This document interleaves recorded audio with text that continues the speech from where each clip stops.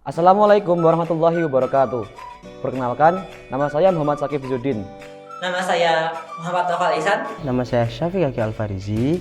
Di sini, kami akan menjelaskan tentang sebuah kerajaan Islam yang ada di Indonesia, yaitu Kerajaan Samudra Pasai. Pendahuluan. Di sini akan merangkai mengenai pendahuluan dan sejarah Kerajaan Samudra Pasai. Kerajaan Samudra Pasai merupakan kerajaan Islam pertama di Nusantara yang berkuasa dari abad ke-13 hingga abad ke-16. Samudra Pasai terletak di pesisir utara Sumatera, lebih tepatnya di kota Lok Sumawe di Aceh. Kerajaan Samudra Pasai didirikan oleh Nadibuddin Al-Kamil yang beliau merupakan perwira yang berasal dari Mesir. Kemudian Nadibuddin Al-Kamil mengangkat Merah Silu sebagai raja pertama yang kemudian diberi gelar dengan Sultan Malik As-Saleh. Kendati demikian, Merah Silu yang diakui sebagai pendiri dan pemimpin pertama Samudra Pasai. Sementara raja atau sultan yang berhasil membawa Samudra Pasai pada puncak kejayaan yaitu Sultan Mahmud Malik Az-Zahir yang berkuasa dari tahun 1326 sampai dengan 1345. Bukti keberadaan kerajaan Samudra Pasai dapat ditemukan dari catatan Marzukulo dan Ibnu Battuta. Kerajaan Samudra Pasai menjadi pusat perdagangan karena letaknya strategis di dekat Selat Malaka. Di abad ke-13, Selat Malaka merupakan jalur perdagangan internasional yang dilalui pedagang dari Jazirah Arab, India maupun dari negeri Cina. Sejarah. Sejarah dari catatan Ibnu Battuta dapat dipastikan bahwa kerajaan Samudra Pasai berdiri lebih awal dibandingkan dinasti Utsmani di Turki, kira-kira pada tahun 1297.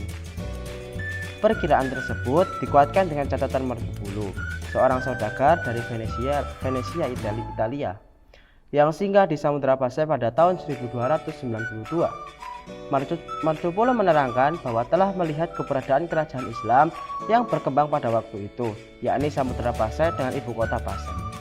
Selain dua catatan tersebut, sejarah kerajaan Samudra Pasai juga dapat dilacak dari Hikayat Raja Pasai. Kemudian, kerajaan Samudra Pasai merupakan gabungan dari dua kerajaan, yakni Samudra dan Pasai. Penggabungan tersebut dilakukan oleh Merah Silu, raja pertama yang dengan gelar Sultan Malik As-Saleh yang memimpin dari tahun 1285 sampai dengan 1297.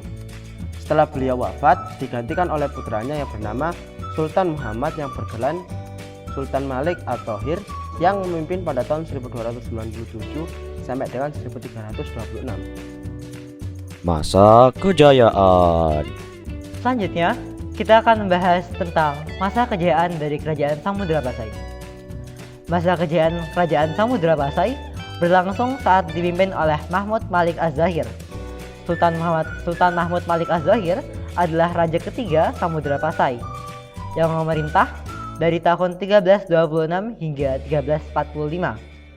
Ia meneruskan memimpin setelah Merah Silu atau Sultan Malik As-Saleh, raja pertama, dan Sultan Muhammad Malik Az-Zahir, yakni raja kedua. Pada masa kepemimpinannya, Kerajaan Samudra Pasai mengalami perkembangan pesat dan terus menjalin hubungan dengan kerajaan-kerajaan Islam di India maupun Arab. Puncak kejayaan Kerajaan Samudra Pasai juga ditandai dengan aktivitas perdagangan yang sudah maju, ramai, dan menggunakan koin emas sebagai bahan pertukaran. Koin emas yang disebut dirham ini pertama kali diperkenalkan oleh Sultan Muhammad Malik Az-Zahir, raja kedua atau ayah Mahmud Malik Az-Zahir, dan kemudian digunakan secara resmi di kerajaan.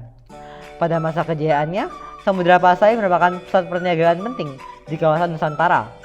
Samudra Pasai memiliki banyak bandar yang dikunjungi oleh para saudagar dari berbagai negeri seperti Cina, India, Siam, Arab, dan Persia.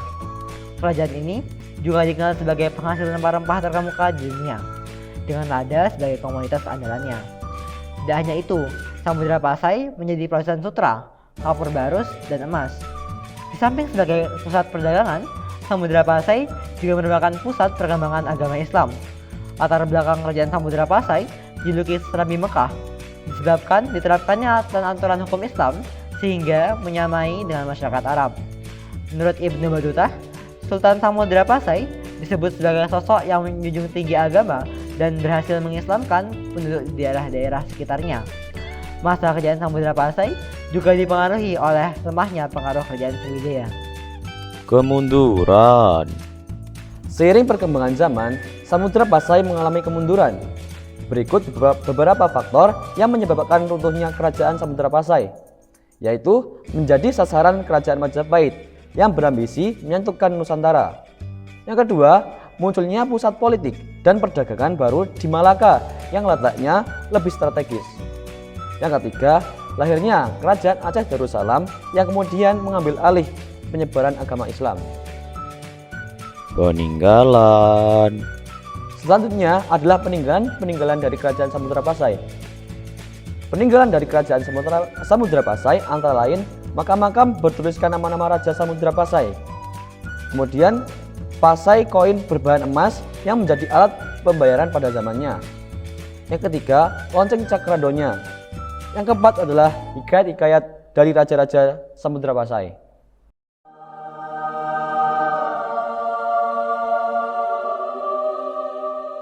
Terima kasih. Mungkin itu dari kami. Kurang lebihnya mohon maaf. Wassalamualaikum warahmatullahi wabarakatuh.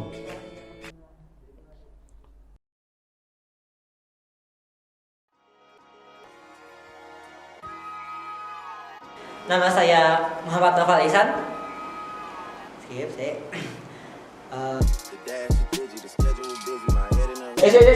Aku ada suara aku mau. Nggak goik ya sih nama. Perkenalkan, nama saya Syafiq Al-Farisi. Record. Anjir.